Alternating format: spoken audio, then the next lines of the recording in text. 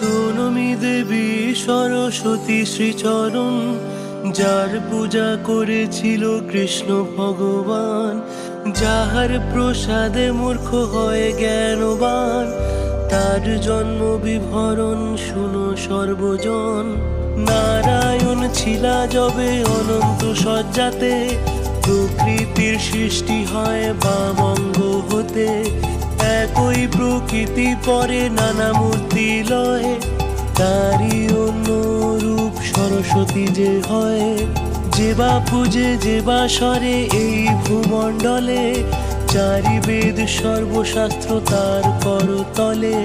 মাঘ মাসে শুক্লা পক্ষ পঞ্চমী তিথিতে, বিদ্যারম্ভ পূর্বে তারে পূজিবে ভক্তিতে। পূর্ব দিনে হবিষ্যান্ন করিয়া গ্রহণ, সেই পঞ্চমী দিনে তারে করি